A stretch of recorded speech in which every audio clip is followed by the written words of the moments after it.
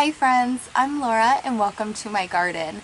I've got a pretty big weekend this weekend. I am transplanting tons of the seedlings that I have started for my best friend. I am taking them over to her house tomorrow or Sunday and getting them planted over at her house in her landscape, which is very, very exciting because I will get some of my porch space back and also will be on the way to helping some of these seedlings that need some more room. They are outgrowing their seed starting trays and their 3-inch pots that they were up potted to. So I've got a bunch of stuff to plant in my own containers too, but it's supposed to be 100 degrees here today. And you know, it's like May 20th and 100 degrees is just way too hot for me, way too hot. So we'll see how far I get. I don't anticipate I'll do too much today. I'll save it for like early tomorrow morning when the weather will be a lot cooler. So I'm really excited and hoping that my endeavors today are leading somewhere good. So I'm gonna get started working on some of the stuff that I need to get done, and hopefully it will be a wonderful day leading to a very productive weekend in the garden, both mine and my friend's garden.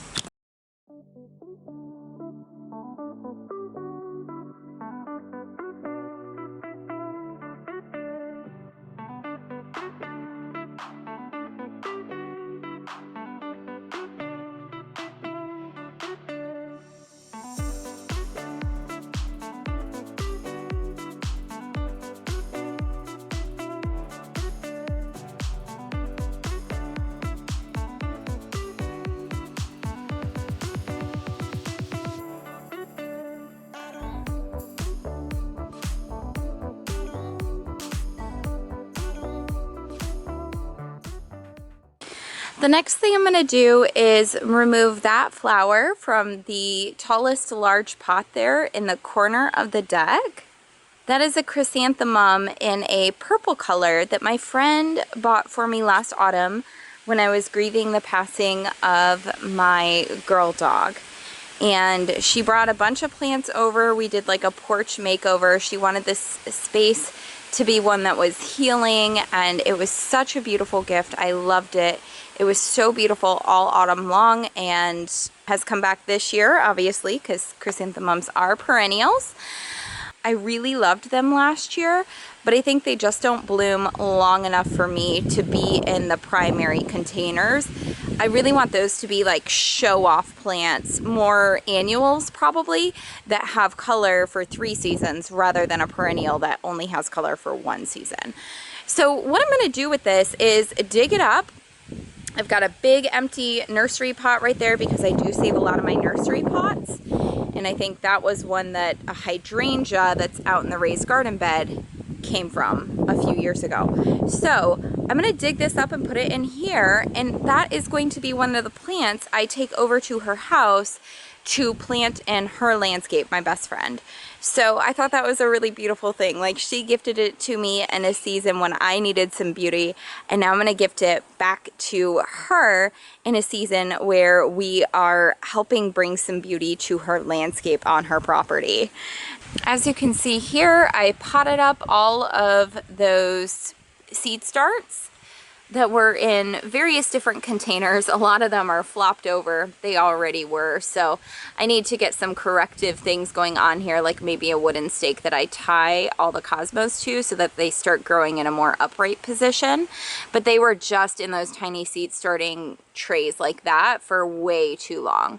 So it's going to take a little bit of time for them to bounce back. But hopefully in the next couple of days, they will start looking really good. So I've got all those soaking in their new pots. And right here, you can see all the pots that I emptied. So this had seed start stuff in it.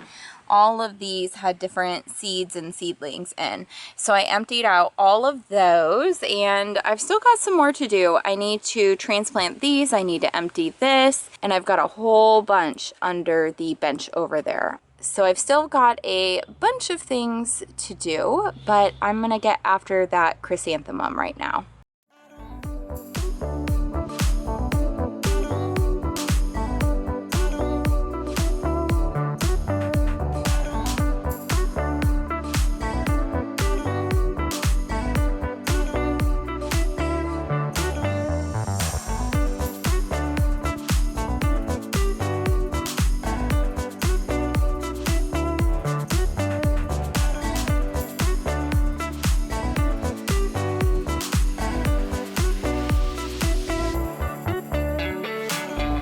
Okay, so there's that gorgeous chrysanthemum, still looking really great.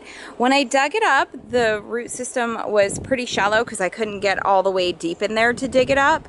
I kind of had to leverage as deep as my shovel would go and pivot the tip of the shovel to break up the root system. So I filled the bottom of that with sticks, leaves, and dirt. That way I'm not wasting a ton of my brand new potting soil to take this over to my friend's house and put it in the ground. It's got its really great root system, which probably goes down to like here. And then all the rest of that has some dirt on top, but mostly just leaves and sticks. And that's a perfect filler just to fill this container for now, for the next day or two until I get it over to my friend's house, and we will obviously plant it in the landscape. So really pleased with that. Now I've got one great big spot right there to fill in with some gorgeous color. And you can see a little bit of what I purchased right there. So this should be fun.